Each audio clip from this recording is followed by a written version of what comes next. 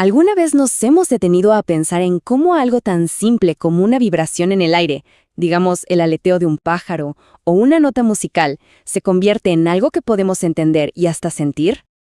Bueno, hoy vamos a hacer precisamente eso. Vamos a explorar ese viaje tan increíble del sonido.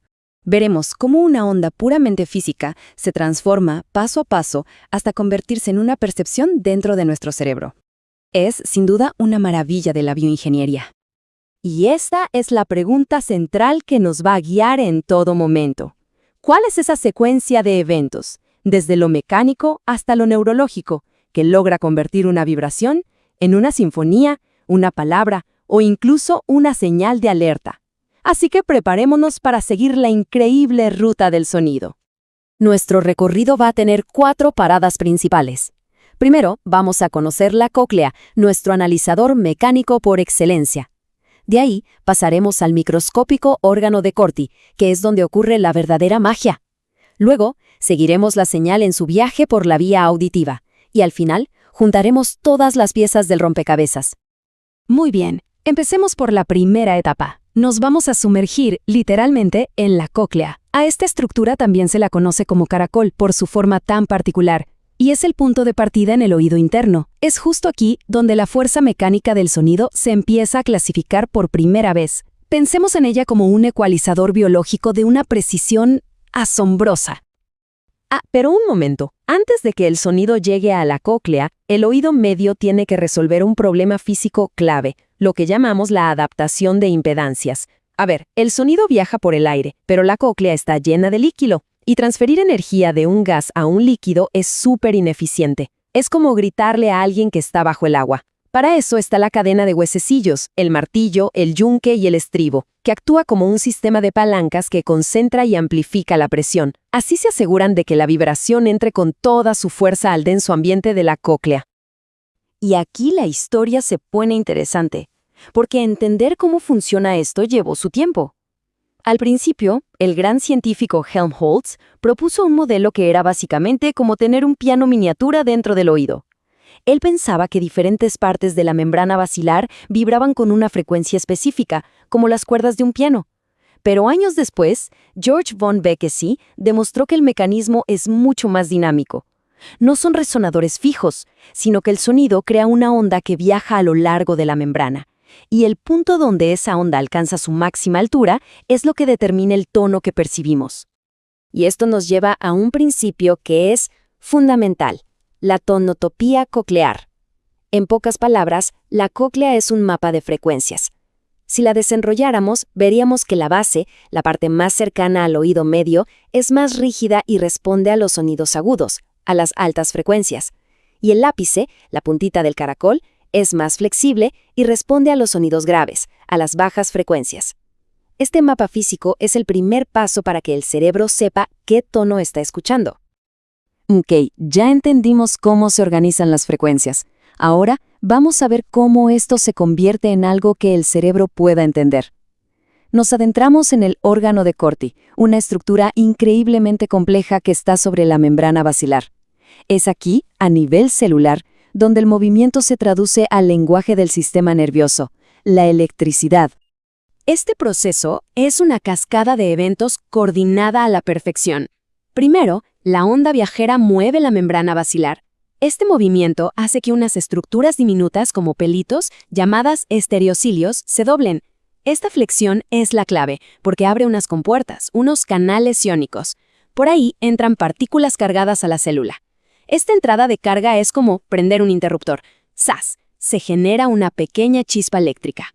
Y esa chispa hace que la célula libere unos mensajeros químicos que finalmente activan a la neurona del nervio auditivo. Así es como el movimiento se convierte en un impulso nervioso.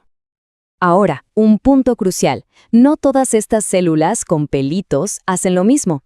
Tenemos 2 equipos. Por un lado, las células ciliadas internas. Ellas son las verdaderas estrellas sensoriales, las que envían prácticamente toda la información auditiva al cerebro.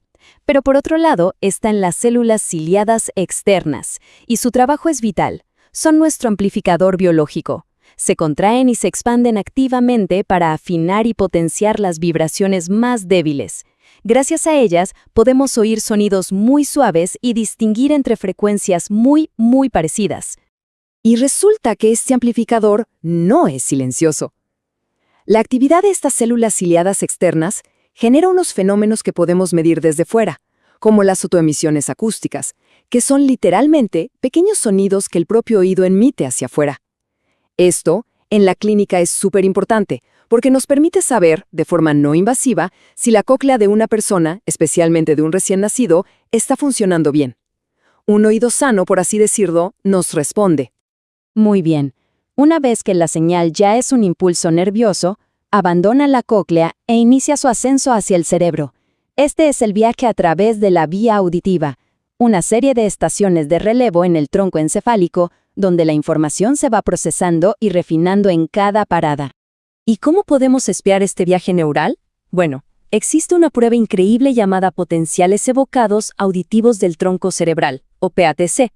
Simplemente, con unos electrodos en la cabeza, podemos registrar la respuesta eléctrica de miles de neuronas disparando en sincronía a lo largo de toda esta vía mientras la persona escucha un sonido. Es como si pudiéramos ver los ecos eléctricos del sonido mientras viaja por el cerebro. Y aquí vemos el poder diagnóstico de esta prueba. Cada una de las ondas que se registran en el estudio, que se enumeran del 1 al 5, corresponde a una estructura anatómica específica. La onda 1, por ejemplo, nos habla del nervio auditivo, la onda 2 del núcleo coclear, la onda 3 del complejo olivar superior, y así vamos subiendo, estación por estación, hasta la onda B, que se genera en el colículo inferior, o sea que podemos mapear paso a paso cómo está funcionando toda la vía auditiva. Al analizar cuánto tarda en aparecer cada onda, eso es su latencia, y qué tan grande es su amplitud, los especialistas pueden saber si hay algún retraso o algún problema en un punto específico de la ruta. Esto es importantísimo para diagnosticar cosas como un tumor que esté comprimiendo el nervio auditivo, por ejemplo. Y con esto llegamos al final de nuestro recorrido.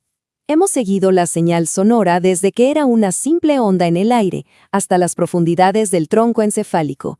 Hemos sido testigos de una transformación realmente asombrosa. Hagamos un repaso rápido. Todo empieza con el análisis de frecuencias en la cóclea. Después, el órgano de Corti convierte ese movimiento en electricidad, con la ayuda indispensable del amplificador de las células ciliadas externas. Esa señal eléctrica es codificada y enviada por el nervio auditivo para ser procesada en una serie de estaciones en el cerebro. En resumen, una sinfonía de física, biología y neurología trabajando juntas. Esta cita del grupo de Graham Clark, los pioneros del implante coclear, pone todo en perspectiva. A pesar de ser una tecnología que cambia vidas, el implante tiene que simplificar la inmensa riqueza del sonido para pasarla a través del cuello de botella que supone la estimulación eléctrica. Esto solo nos confirma lo increíblemente elegante y eficiente que es nuestro sistema biológico. Y esto nos deja con una última reflexión.